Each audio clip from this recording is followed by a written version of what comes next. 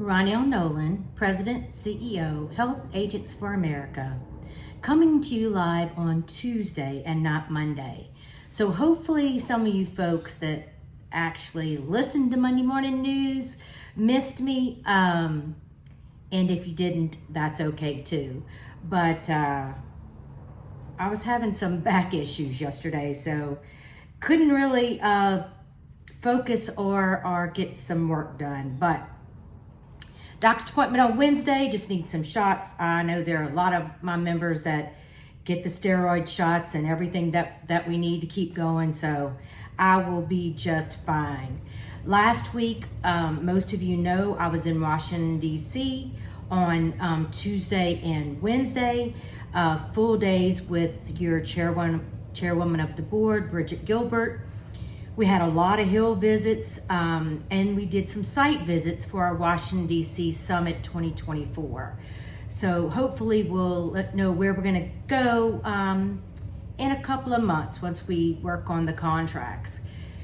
Bridget and I were on the Hill talking to several congressional offices about CMS's proposed rules, about short-term medical, and a few other things that I'm going to share a little bit later in the Monday Morning News. A couple of things I wanted to share with you.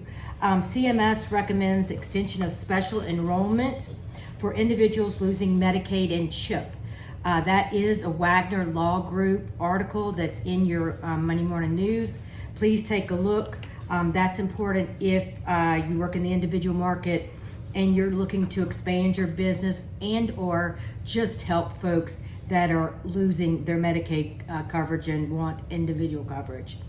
Also, the Wagner Law Group released departments issued guidance on No Surprises Act and limitations on cost sharing under the Affordable Care Act. So again, very, very important. And then lastly, from the Wagner Law Group, agencies issued proposed regulations on mental health parity implementation. So another really important article. Now, if you sell individual, I'm hoping that you've already done your training. If you're new to selling individual, I encourage you to go ahead and do your training. It doesn't really take that long. But something that stood out to me was the new assister program that CMS has added. As you know, one of the reasons HAFA was created was to fight for an average pay for our members. And we continue to fight for that. And then this is kind of like another punch in the gut when the federal government gives $21 million to a contract to private individuals because they're impartial to enroll folks from Medicaid to an individual plan. Now, it's a 19th month contract. I did some investigation.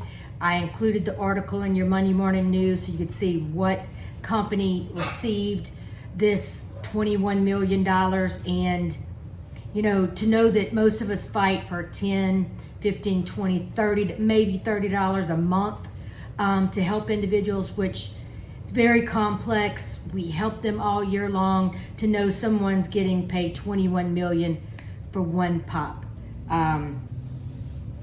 It's very, very frustrating.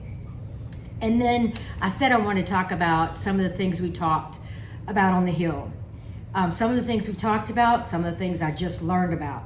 So number one, please make sure you are sending your comments to the Federal Register regarding proposed rules for the short-term medical, reducing it from 12 months to 4 months.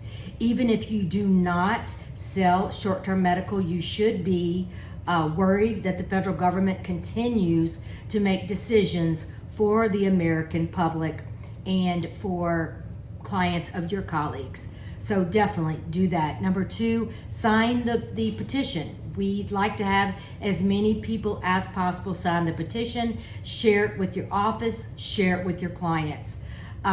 We did meet with Congressman Jason Smith from House Ways and Means, who did release the press release that said 1.6 million Americans would be affected by CMS deciding that they do not need short-term medical. So I guess HAFA's stance is the American people are smart enough to know what plans they need and what plans they desire. The next thing that you need to know, if you work in the individual market, that it will affect you, and those that work in the group market, it should enrage you, that CMS is going to move folks from bronze to silver without their consent. Now, I didn't stutter, I said without their consent.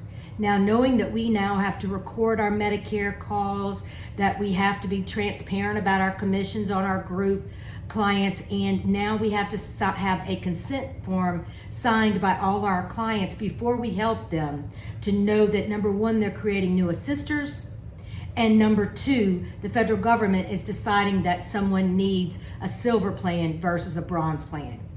The federal government knows best. Now, we all know when we sit down and talk to a client, we talk about, what is your budget?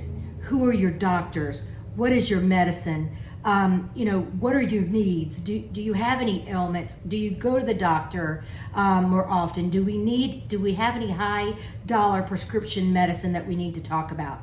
We do all those things. And then the person decides whether they want a bronze plan or not. If they chose a bronze plan, they chose a bronze plan. Now, CMS is saying we will not move someone from a bronze to a silver if it's going to cost more. They say we're not going to move them if they're going to, lose their network. And they said they're going to change same carrier. Now, we know that anytime the federal government gets involved, you can look for mistakes. So they've also said if you touch, they don't really like the word touch, but I do. If you touch your client, you help them, you assist them in enrolling, they will not move that person from bronze to silver. It's only the people that auto enroll. Now, I'm going to say you need to pay close attention to your book. Close attention. Make sure that after you enroll that person that they don't mysteriously get changed. Now, hopefully you're a member of the healthcare.gov agents Facebook page where we talk about a lot of things. And one of our members asked me about auto pay. Is this going to affect auto pay? There's two different things. Auto pay is handled by the carriers. Each carrier handles things a little bit differently. I'm going to say because it's handled by the carrier, it could be affected. So don't just assume something that's, you think's auto enrolled is auto pay. We need to be so aware. So again, you're getting paid not 21 million. You're getting paid 10, 15, 20, maybe $30 a month. And you're going to have to spend more time than you've ever spent on your clients, maybe as much as in the very beginning of the ACA. So pay close attention. The thing that I just learned that should also scare every one of you is that the federal government is going to auto enroll someone, and they're going to assume that person wants to use their full tax credit, even if they've chosen to use partial tax credit.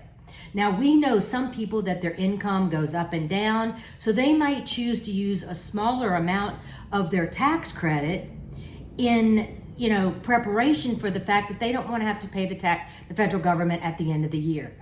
This is the consumer's decision. But again, CMS is going to decide that they're going to use their full tax subsidy credit because that's what they think is best for them.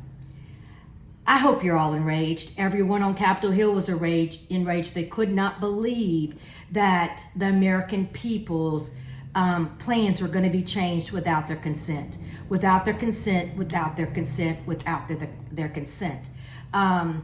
It's wrong on every level. We will be starting a letter writing campaign. So get ready for that. We're going to ask for you to write your senators, your congressmen, let them know what's happening this open enrollment, prior to open enrollment. We're going to ask that everybody participate, even if you sell just in the employer market. We're going to ask that everybody get involved. The last thing that I'd like to share is those that or in Louisiana, or those that have contracts in Louisiana with Blue Cross Blue Shield of Louisiana. We all know that Blue Cross is trying to sell to Elevance, which is Anthem. Last week while I was in Washington, because I was listening to the Joint Insurance Committee on my phone as I was walking to meeting, where Blue Cross and Elevance and the Department of Insurance did presentations on why this was a good idea. What happened from that meeting is that Blue Cross has asked the Department of Insurance to not have their hearings yesterday and today, which was why I could be sick yesterday. So the meetings are going to be October 5th and 6th. So they've decided to take more time to explain to the citizens of Louisiana why this is going to be a good idea. I encourage you, if you're in Louisiana, to go back and listen to that Joint Insurance Committee. I think it will give you a lot of information you might have been looking for.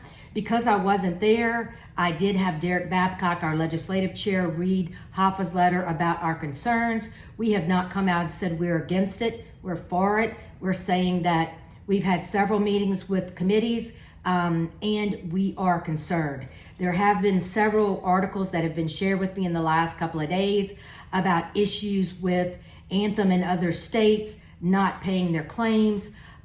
So it's things that we should be concerned about for our consumers, for our clients. So hopefully that is enough information. I've spoke long enough. Have a wonderful, wonderful day, a wonderful week. If you need me, please reach out. I am here. I am back at work. Have a great day.